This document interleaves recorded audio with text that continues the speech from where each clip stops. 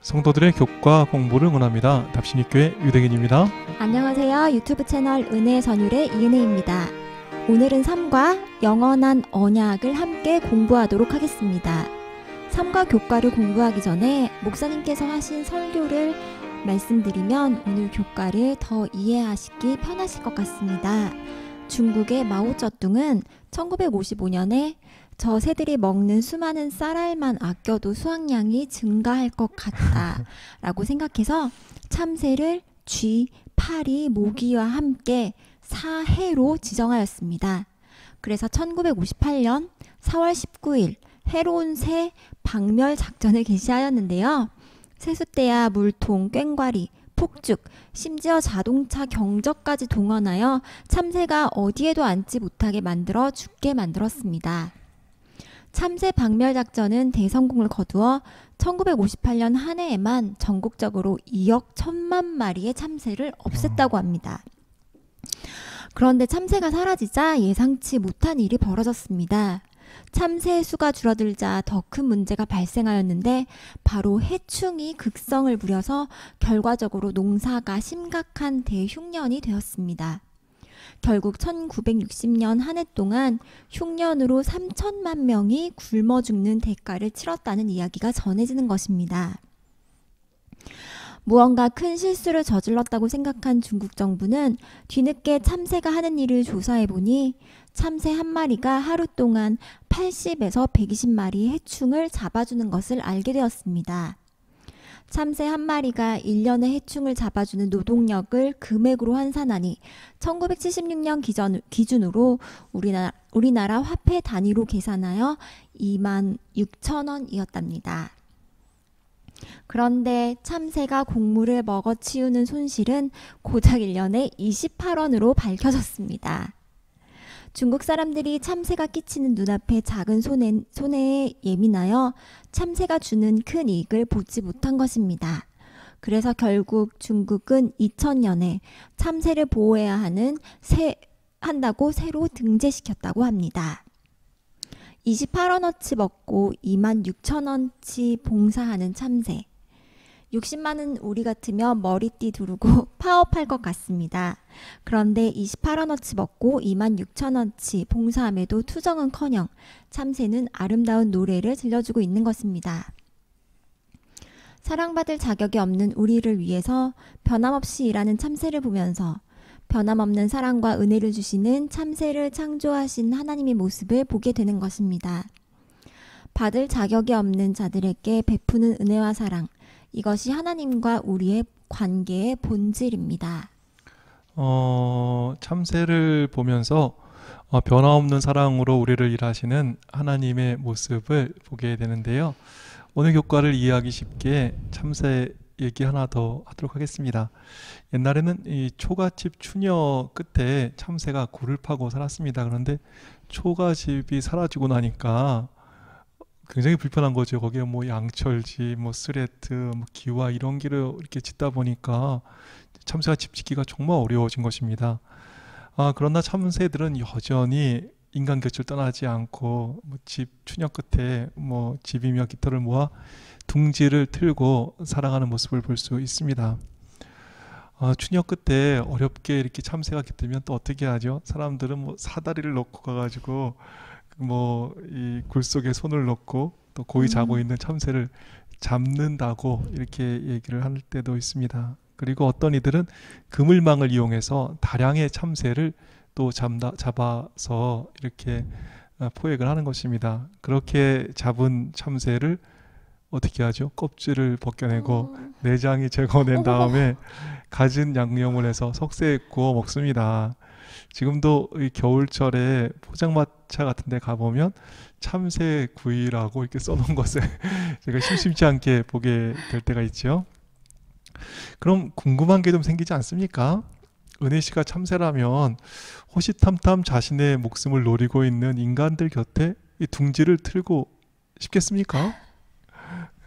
참새구이 먹는 인간들 곁에 정말 가까이 가서 살고 싶겠습니까? 그런데 참새가 어떻게 하죠? 인간들이 참새를 잡아먹음에도 불구하고 또 벌레를 잡아먹는 자신의 수고를 알아주지 않음에도 불구하고 참새는 자신에게 맡겨진 영역을 떠나지 않는 것입니다. 그래서 희한한 게 참새들이 살기 좋을 것 같은 산속에는 참새가 없다는 거예요. 참새는 오늘도 어디에 삽니까? 사람들 가까이서 사람들이 들들 볶음에도 불구하고 정말 사람들을 위해서 여전히 봉사하면서 또 벌레를 잡아주면서 아름다운 노래를 하면서 우리 곁을 지키고 있는 것입니다. 참새를 보면서 자격 없는 자들에게 주시는 하나님의 은혜와 사랑을 오늘 정말 다시 한번 확인하게 되는 것입니다. 변함없이 정말 크신 은혜와 사랑을 우리에게 계속해 주시는 이 하나님의 모습을 참새를 창조하신 그 창조주의 모습과 이렇게 대비해서 보니까 더 큰 감동이 있는 것 같습니다. 아멘. 네, 오늘 교과에서 인간의 반응과 관계없이 변함없는 사랑을 주시는 하나님의 모습을 보게 되는데요. 목요일 교과부터 보시겠습니다. 십자가 사건 당시에 제자들은 예수님을 거절했습니다. 그러면 이 나쁜 제자 같으니라고 말이 나오면서 제자들을 다시도 보기 싫은 마음이 들 것입니다. 그러나 부활하신 예수님께서는 이렇게 말하십니다.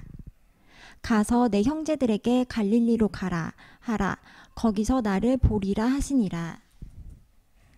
예수님께서는 자신을 거절했던 제자들을 배은 망덕한 사람이라 부르지 않습니다. 변함없는 사랑으로 자신을 배신한 제자들을 내 형제들이라고 부르시는 것입니다. 그리고 다시 그들을 보기를 원하시는 것입니다. 사랑받을 자격이 없는 자들에게 은혜와 사랑을 변함없이 주시고 계시는 하나님의 모습을 보게 되는 것입니다.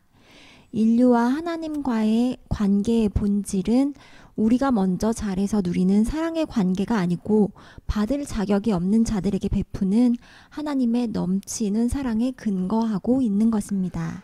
네, 정말 이 배반한 제자들 향해서 배은망덕한 놈 이렇게 안 하시고 내 형제들아 라고 이렇게 말씀하시는 예수님의 모습을 보면서 참 무한한 감동을 받습니다. 그래서 새천사의 기별은 뭐라고 얘기하죠? 모든 민족과 종족과 방언과 백성에게 전할 영원한 복음을 가졌더라 라고 이야기하고 있습니다. 영원한이란 말은 교과의 말씀처럼 항상 존재했다는 뜻이고 항상 그 자리에 있다는 표현입니다. 잘할 때만 우리 곁에서 우리를 사랑해 주시는 것이 아닙니다. 영원한 복음이란 말처럼 항상 우리를 사랑해 주시는 것입니다. 그런 의미에서 안식일 교과의 말씀 좀 읽어드리고 싶네요. 하나님께서는 당신의 구원하시는 은혜와 사랑으로 그대가 결코 받을 자격도 없고 살 수도 없는 구원을 허락하신다. 정말 참새 같죠? 받을 자격도 없고 정말 반응도 잘 못하는데 정말 우리 곁에서 영원한 그 사랑을 주시는 이 하나님의 귀한 사랑 얼마나 감사한지 모르겠습니다. 예수님의 그 모습이 성경에 그 강도 만난 자를 구원하는 선한 사마리아인의 모습에서 잘 드러나 있습니다. 이 선한 사마리아인은 예수님의 모습을 그대로 이렇게 표상하고 있는데요. 선한 사마리아인은 세 가지를 안 따지더라고요. 뭘 안 따지죠? 이 강도 만난 사람이 평상시에는 사마리아인들과 말도 안 하는 정말 원수의 민족 아니겠습니까? 그런데 선한 사마리아인은 대상을 따지지 않았습니다. 그리고 강도 맞자 위기를 당한 사람을 구원해 주는 것입니다. 강도 만났던 사람은 또 고맙다고 이 반응을 할 수 있는 여력이 없었습니다. 그런데 선한 사마리아인은 어떻게 하죠? 그 사람의 반응을 그렇게 따지지 않습니다. 반응이 어떻던 강도 만난 사람을 구원해 주는 것입니다. 뿐만 아니죠. 구원해 줬으면 됐지 또 어떻게 해죠? 주막에 들려서 데나리온 2를 주고 잘 좀 보살펴 달라고 부탁을 하는 것입니다. 그리고 혹 돈이 더 들면 내가 돌아올 때 갚아줄 테니까 잘 해주라고 이렇게 얘기를 하는 것이죠. 대상도 또 반응도 따지지 않더니 이 사람에게 들어가는 그 재원과 그 또 들어가는 그 기간 이런 거를 따지지 않는 것입니다. 사랑을 베풀 때 끝까지 사랑해 주시는 것입니다. 대상도 안 따지고 반응도 안 따지고 기간도 안 따지는 영원한 사랑을 우리는 보게 되는 것입니다. 우리가 이 사랑을 경험하고 받을 때 우리가 어떻게 될까요? 대상과 반응에 너무 민감하지 않을 것입니다. 주님 사랑하게 되고 그와 같이 이웃을 사랑하게 되는 것입니다. 우리 주님 사랑할 때 그리 아니하실지라도 우리는 주님 사랑하게 됩니다. 그리고 하나님의 그 사랑을 경험하고 또 우리가 배우게 될 때 우리의 이웃이 뭐가 되는 거예요? 대상과 조건을 따지지 않고 정말 무조건적인 사랑을 우리 주님처럼 하게 되지 않을까 싶습니다. 우리 하나님의 크신 사랑을 바라보시고 우리도 하나님의 사랑을 닮아가는 모두가 되기를 간절히 바라겠습니다. 아멘. 영원한 복음, 즉 대상과 반응과 기간과 관계없이 우리를 사랑하시는 하나님의 사랑을 먼저 살피니까 오늘의 교과를 좀 더 잘 이해하게 될 것 같은데요. 그럼 일요일 교과를 보시겠습니다. 하나님께서는 아브라함을 선택하셨습니다. 그리고 자식이 없던 아브라함에게 이렇게 말씀하십니다. 창세기 15장 2절에서 6절 말씀입니다. 아브라함이 이르되 주 여호와여 무엇을 내게 주시려 하나이까? 나는 자식이 없사오니 나의 상속자는 이 다메섹 사람 엘리에셀이니이다. 그를 이끌고 밖으로 나가 이르시되 하늘을 우러러 무뼈를 셀 수 있나 보라. 또 그에게 이르시되 내 자손이 이와 같으리라. 아브라함이 여호와를 믿으니 여호와께서 이를 그의 의로 여기시고. 믿음은 행위와 상반되는 것인데 아브라함을 보면 뭘 잘해서 의롭게 된 것이 아니고 율법의 행위와 상관없이 믿음으로 의롭게 됨을 보여주고 있습니다. 그래서 일요일 교과는 이렇게 이야기합니다. 언약의 핵심적인 진리는 첫 시작에서부터 오직 믿음으로 말미암는 구원이라는 복음이었다. 아들을 바쳐서 의롭게 된 것이 아니고 하나님의 전적인 은혜로 구원을 받은 것입니다. 조건과 관계없이 하나님의 무조건적인 사랑이 먼저 있었습니다. 그리고 아브라함의 행위와 관계없던 사랑은 아브라함으로 하여금 조건과 관계없는 사랑의 관계 속으로 들어가게 합니다. 그래서 아들을 바쳐라 이익을 추구하는 사업 관계였으면 이것 하기 어렵습니다. 조건과 관계없는 사랑을 받은 아브라함은 조건과 관계없는 순종을 하게 되는 것입니다. 아멘. 우리의 설교 단상에서 우리의 대화에서 먼저 하나님의 다함 없는 사랑이 많이 울려 퍼졌으면 좋겠습니다. 그럴 때 그 사랑에 반응하는 아브라함과 같은 믿음의 사람이 더 많이 나올 것입니다. 월요일 교과를 보시겠습니다. 애굽에서 구원받은 백성들이 잘해서 구원을 받았을까요? 하나님의 신실하심 때문에 구원을 받는 것입니다. 신명기 9장 5절 말씀입니다. 내가 가서 그 땅을 차지함은 내 공의로 말미암음도 아니며 내 마음이 정직함으로 말미암음도 아니오. 여호와께서 이같이 하심은 내 조상 아브라함과 이삭과 야곱에게 하신 맹세를 이루려 하심이니라. 애굽에서 구원받은 백성들이 잘나서 구원받은 것이 아닙니다. 믿을 수 있는 신실하신 하나님께서 약속을 이루시려 하신 것입니다. 대상의 상태, 대상의 반응 따지지 않았습니다.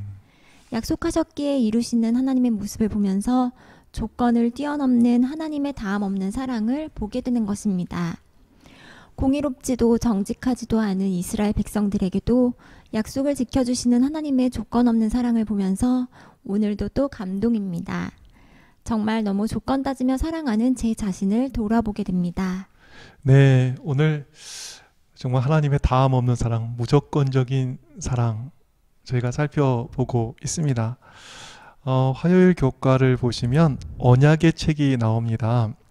신명기 5장 1절부터 보시면 십계명이 등장합니다. 십계명은 뭐라고 얘기하고 있죠?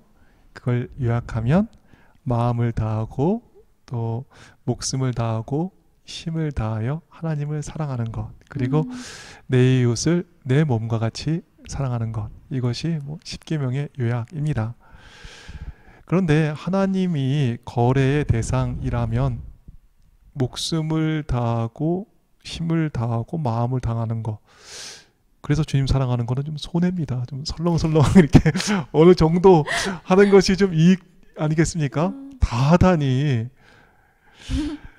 야, 그런데 정말 우리 주님과 우리의 관계는 어떤 관계지요? 하나님께서 무조건적인 사랑을 우리에게 주셨고, 우리 역시 너무 따지지 않고 정말 모든 조건을 넘어, 거래 관계를 넘어 참다운 사랑으로 반응하는 것, 이것이 하나님과 우리와의 관계인 것입니다. 또 우리가 어떠한 사랑을 줘야 되는지, 하나님의 크신 사랑의 그 계획이 어느 정도인지, 또 하나님의 본성이 어떤 건지 우리가 십계명을 통해서 잘 볼 수 있는데요. 내 이웃을 내 몸과 같이 사랑하라고 말씀하십니다. 그 사람들이, 또 이웃이 내 몸이 아니잖아요, 정말. 그런데 내 몸과 같이 사랑하라니요. 내 몸이 아닌 이웃을 정말 내 몸같이 사랑하라는 이야기는 너무 조건 따지지 말라는 이야기가 거기에 포함되어 있는 것입니다. 조건을 뛰어넘는 사랑으로 사랑하라는 이야기지요. 죄인된 우리에게 이것이 얼마나 어려운 이야기겠습니까? 이것은 정말 죄된 우리가 참 도무지 넘을 수 없는 그러한 벽과 같은 이야기처럼 보이기도 합니다. 그런데 성경에는 무슨 말씀이 있지요? 우리의 사랑은 누구로부터 온 거지요? 이런 큰 사랑을 주시는 하나님으로부터 온 것입니다. 그래서 로마서 5장 5절에 이런 말씀이 있습니다. 성령으로 말미암아 하나님의 사랑이 우리 마음에 부은 바 됨이니. 성령으로 말미암아 하나님의 사랑이 우리 마음에 부은 바 됨이니. 하나님의 사랑이 부어질 때 우리도 하나님처럼 사랑하게 되어 있는 것입니다. 하나님의 사랑은 어떤 사랑이었지요? 하나님의 사랑은 대상을 너무 따지지 않습니다. 사랑받는 사람의 반응도, 또 아까 보니까 들어가는 비용과 기간도 따지지 않았습니다. 영원히 끝까지 사랑하는 그 모습을 보게 되는 것입니다. 우리 하나님의 귀한 그 다함없는 사랑을 우리가 좀 많이 생각했으면 좋겠고, 정말 바라기는 그 하나님의 다함없는 사랑이 우리 마음에 부어져서 하나님을 조건 없이, 또 이웃을 내 몸과 같이 사랑하는 그러한 귀한 역사가 우리 가운데 일어나게 되기를 간절히 바라 봅니다. 아멘. 네, 수요일 교과를 살피고 마치겠습니다.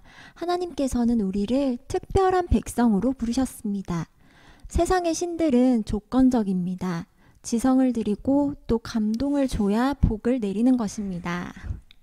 하지만 하나님은 무조건적인 사랑을 주십니다. 이 큰 사랑을 받은 특별한 백성으로 불러주셨는데 그 큰 사랑을 잘못 전하는 것입니다. 이방 신들의 조건적 사랑을 이야기할 때가 많고, 하나님 마음에 들기 위해 착한 일 좀 해야 마음이 편한 것입니다. 목요일 교과에서 살폈듯 배신하고 거절한 제자들을 배은망덕한 사람이 아니라 나의 형제들이라고 불러주신 그 사랑을 경험하고 전하는 모두가 되기를 바랍니다. 네, 오늘 하나님의 크신 사랑 살펴보고 그것을 실천하고 전해야 되는 사명까지 함께 살펴보았는데요. 오늘 말씀 정리해 주실까요? 네, 오늘은 영원한 언약을 살펴보았습니다. 하나님의 사랑은 영원하십니다. 대상이나 반응이나 기간에 따라 달라지지 않습니다. 배신한 제자들을 나의 형제들이라 불러주십니다. 택함받고 이롭게 된 아브라함, 뭘 잘해서 이롭게 된 것이 아닙니다. 하나님의 사랑으로 된 것입니다. 이스라엘이 애굽의 노예에서 나온 것도 이스라엘 백성이 잘해서가 아니라 신실하신 하나님의 사랑 때문이었습니다. 십계명에 그 정신이 잘 들어있는데 조건을 뛰어넘는 사랑의 원칙이 우리의 삶에서 실천되기를 바랍니다. 그리고 세상의 신들과 대조되는 이 큰 사랑을 받은 사람으로서 하나님의 큰 사랑을 세상에 잘 전하는 모두가 되시기를 바랍니다. 하나님의 그 조건 없는 사랑, 무한하신 사랑을 이렇게 오늘 짧은 시간이지만 공부하고 나니까 참 너무 좋네요. 우리 너무 이기적인 사람들 틈에서 정말 우리가 너무 아웅다웅 이렇게 살았는데 하나님의 무한하신 사랑을 받으며 정말 마음의 쉼과 또 정말 큰 은혜를 경험하게 되는 그러한 교과 공부의 시간이었던 것 같습니다. 저희는 아쉽지만 이만 물러가야 될 것 같아요. 네, 그러면 저희는 4과 내 하나님 여호와를 사랑하라는 주제로 여러분을 다시 찾아오겠습니다. 그때까지 몸 마음 평안하세요.